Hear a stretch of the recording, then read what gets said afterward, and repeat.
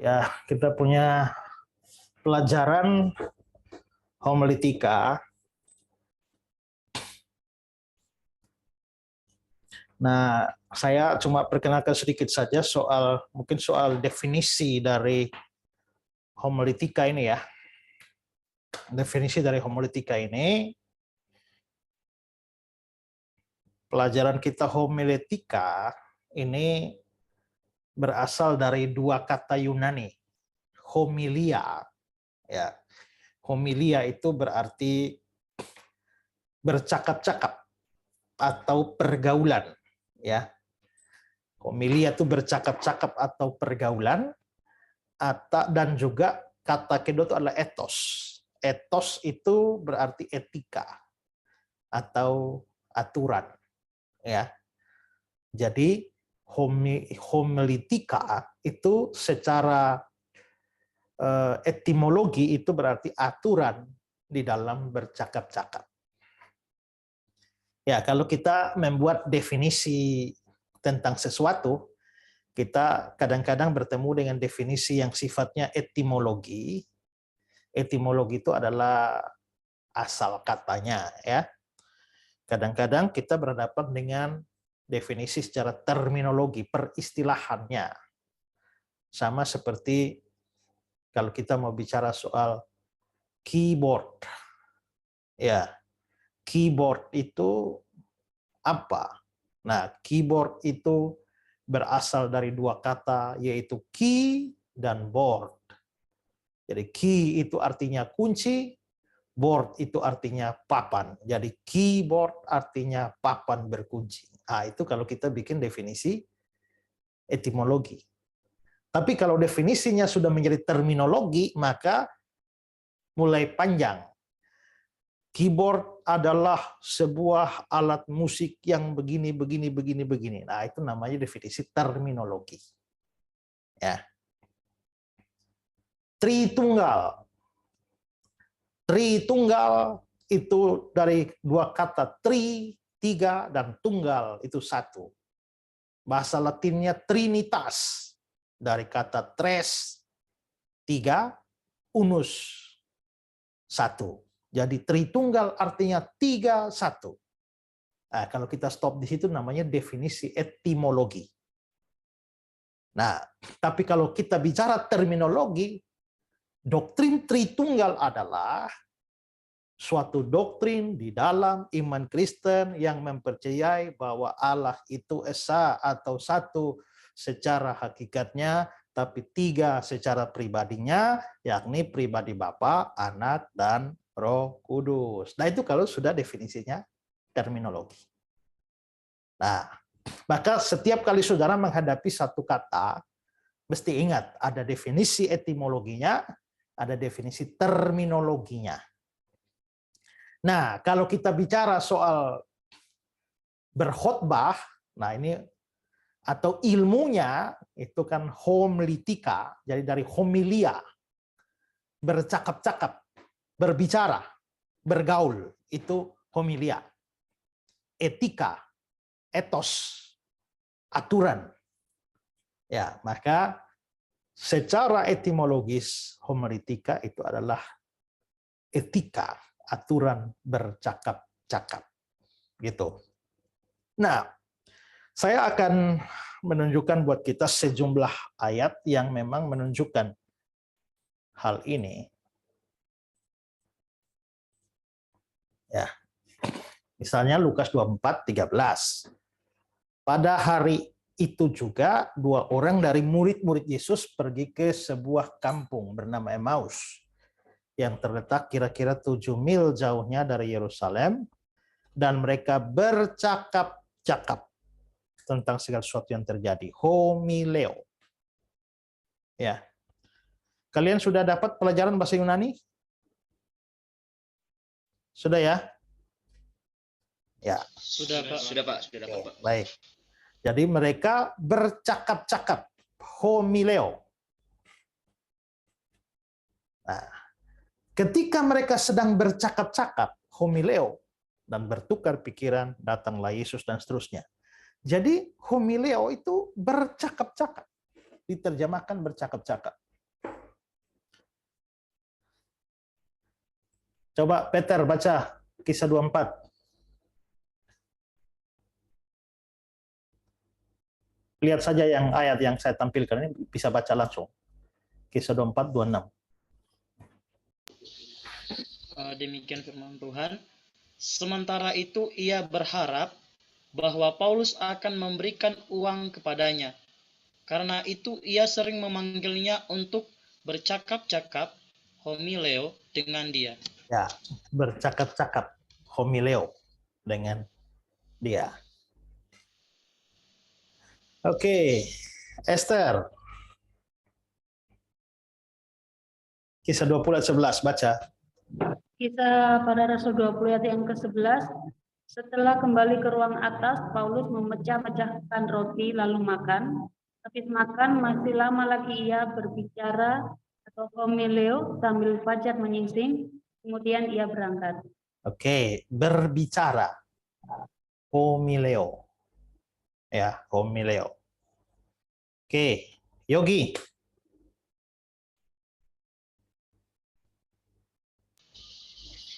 1 Korintus 15 ayat 33, demikian firman Tuhan.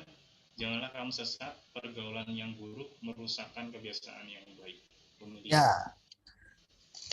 Pergaulan yang buruk, kata pergaulan itu homilia yang buruk merusakkan yang baik. Jadi dari ayat-ayat ini terlihat ya bahwa homilia, homileo berarti berbicara, bercakap-cakap, berdialog, bergaul, berdiskusi. Itu semua ada dalam cakupan kata homileo. Itu ada seorang namanya Richard Norgis, ya. Dia bilang begini. Oke, Yosafat baca. Kata Yunani homilia berarti percakapan, pembicaraan timbal balik, dan wacana yang begitu akrab. Kata Latin sermo, dari mana kita mendapat kata sermon, memiliki arti yang sama, percakapan, pembicaraan, diskusi. Ya, jadi karena bahasa Inggris ya kan, sermon, itu dari kata Latinnya, sermo. Itu sama dengan homilia di dalam bahasa Yunani. Ya. Nah, nanti secara teologia, di dalam teologia ini diartikan sebagai ilmu berkhotbah, ya. Homiletika adalah praktek dan studi seni berkhotbah, retorika khotbah. Ya. Perhatikan di situ ada kata seni, ada retorika. Jadi itu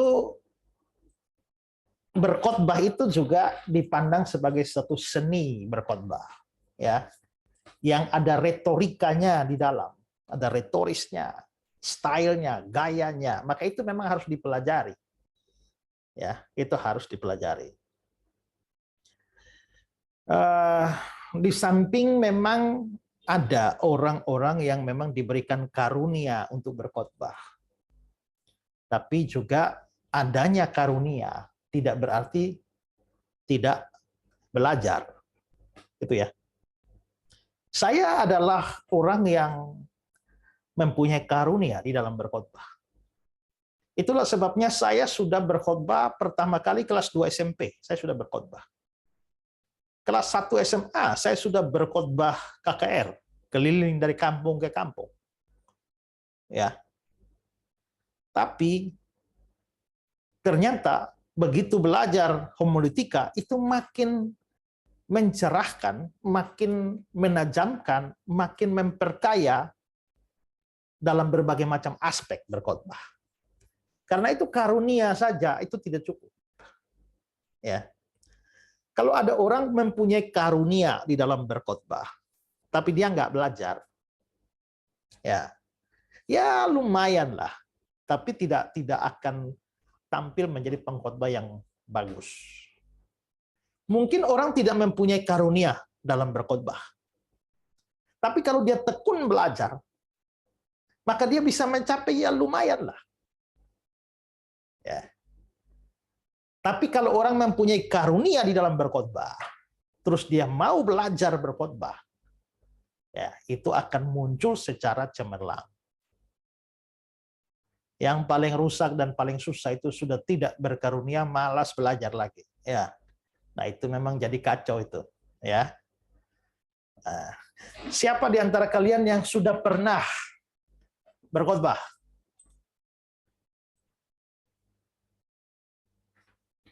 Ayo, siapa sudah pernah berkhotbah? Esther? Sudah? Devi? Sudah Pak, tapi ya dulu Pak.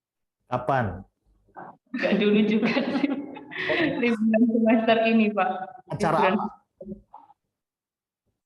Gimana Pak? Acara apa? Oh, di waktu pulang kampung di gerejanya Papa. Oh, berarti sudah khotbah minggu ya? Iya Pak. Oke, bagus. Ada lagi yang sudah pernah khotbah? Ini yang anak-anak pendeta nih, bagaimana? Sudah pernah? Sudah pernah gantikan papa?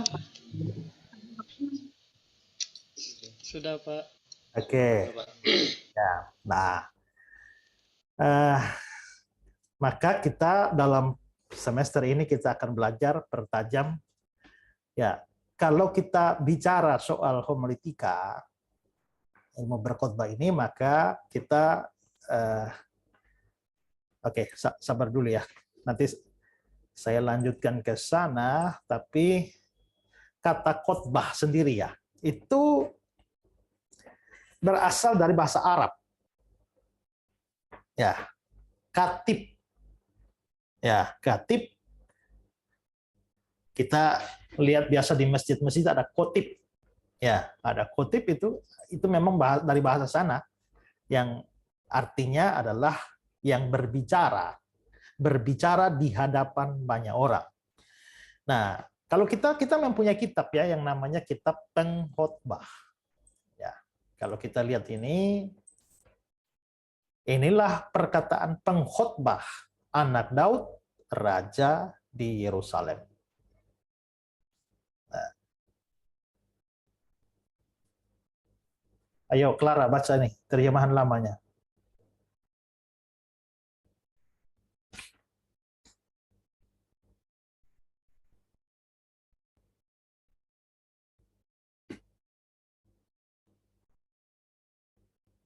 Clara, di manakah engkau?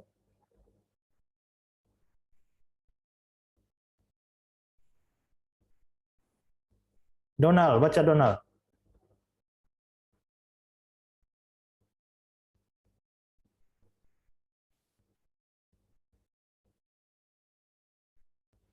Halo.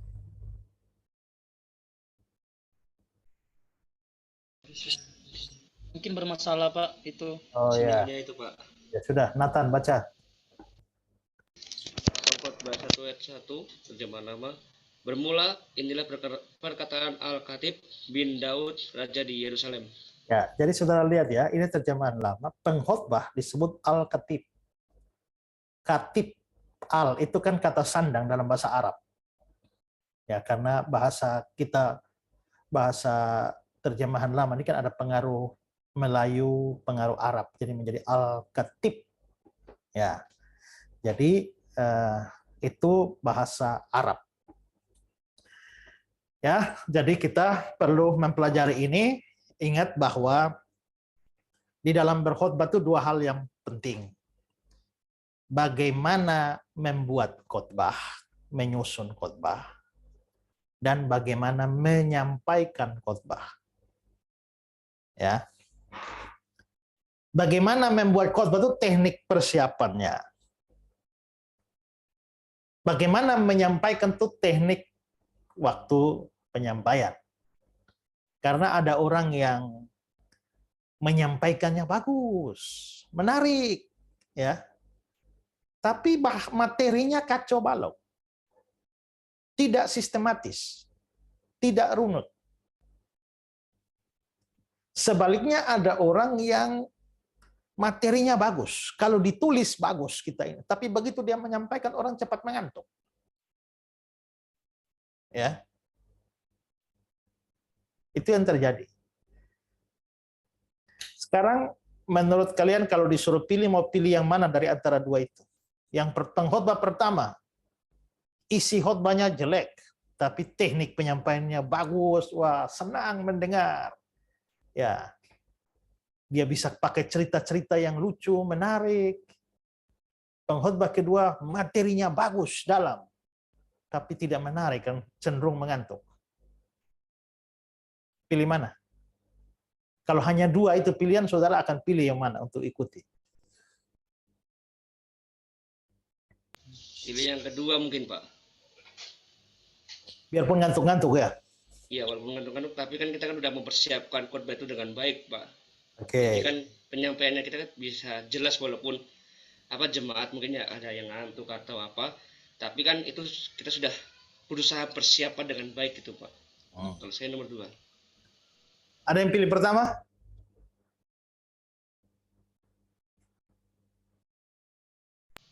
Menyesuaikan dengan apa Pak, tempat juga atau audiensnya Pak mungkin. Ya mungkin kalau mungkin khotbah pertama itu ya, yang pertama itu audiensnya seperti orang-orang yang orang-orang tua atau orang-orang lansia begitu, juga orang-orang yang masih pemahamannya kurang gitu. Mungkin di bawah apa khotbahnya itu dibawa seperti lucu-lucu atau untuk membuat menarik, ya itu saya rasa bisa sedikit. Soalnya kalau pelayanan di kampung terus bahasnya bahasa Yunani ya, present imperatif, wah itu kacau itu ya. Oke. Ya, waktu kita sudah habis, jadi ya cukuplah kita hari ini dapat definisi saja. Nanti pada minggu berikut baru kita pelajari lagi ya, belajar lagi ya. Ada yang mau bertanya? Saya, Pak. Ya. Saya cuma mau bertanya mengenai silabus kita. Oke, nanti diberikan oleh sekretaris itu ya. Akan ya. Terima kasih, Pak. Oke. Ada lagi? Saya Pak mau bertanya, apakah di perkuliahan Bapak ini kita punya buku khusus untuk dipelajari atau bagaimana Pak? Nggak ada ya. Saudara bisa cari saja seadanya buku homiletika, tapi nanti materi-materi tertulis yang di pelajaran ini akan saya berikan. Ya, jadi seperti tadi. Jadi seharusnya kalian nggak perlu mencatat lah, karena semua materi yang saya bicarakan akan diberikan. Yang penting adalah saudara memperhatikan. Kecuali saya, ya mungkin saja saya kadang-kadang kan tidak terlalu setia juga dengan materinya, saya bisa belok dan lain segala macam. Nah itu, jadi mungkin saudara bisa tetap mencatat untuk melihat kemungkinan bahwa ternyata setelah materi datang, oh ini tidak saya jelaskan, tidak saya buat di dalam materinya. Nah maka saudara bisa diperkaya. Terutama pada waktu kita bikin contoh-contoh. Kadang-kadang saya berikan contoh di dalam materinya, tapi kadang-kadang saya memberikan contoh-contoh yang ini ya. Misalnya contoh-contoh bikin materi-materi khotbah itu saudara harus ambil semua karena itu berguna sekali ya. Berguna sekali dalam pelayanan daripada membuat sendiri lagi. Ini kan saya sudah menyediakan banyak contoh, tinggal sudah kembangkan saja. Walaupun tetap akan dilatih untuk cara membuatnya. Ya. Oke. Masih ada?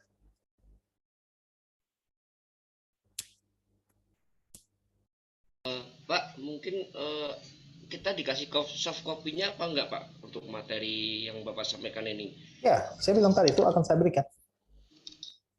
Ya, tapi diberikan setiap kali sesuai dengan, misalnya kita hari ini belajar definisi, saudara terima yang definisi aja, ya. Nanti berikut lagi saya ngajar sampai mana baru materinya dikirimkan. Makanya saya minta tadi kontak dengan sekretaris saya karena dia akan berikan sesuai dengan ini. Nah itu dipelajari kembali berikut lagi supaya saudara tetap memberikan perhatian dalam kelas ini sampai di mana materinya diberikan, soft copy-nya.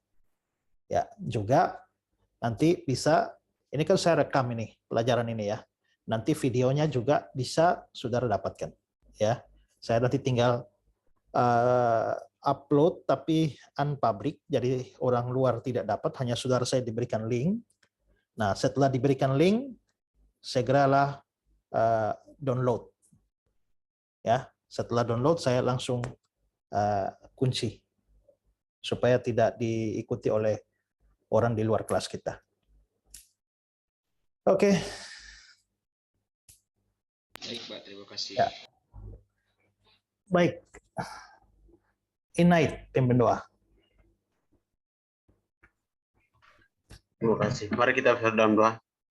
Bapak yang baik, Tuhan, kami sangat berterima kasih karena kasih kesetiaan-Mu begitu ajaib bagi kami, dan Tuhan di pagi hari ini telah kami berakhir, dan Tuhan kau berkati Bapak Israel yang telah memimpin di pagi hari ini dimanapun kau pelayanan dan maupun dalam keluarga yang kau berkati, dan apa yang kami dapat di pagi hari ini bisa menjadi berkat di tempat pelayanan kami. Oleh karena itu Tuhan, semuanya kami serahkan dalam tangan-Mu ya Tuhan. Dalam Yesus kami berdoa dan bersyukur. Haleluya. Amin. Amin.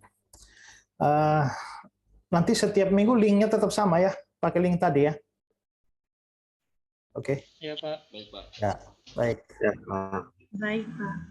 Shalom. Shalom, Pak. Terima kasih, Pak. Terima kasih, Pak. Pak. Terima kasih. Terima kasih.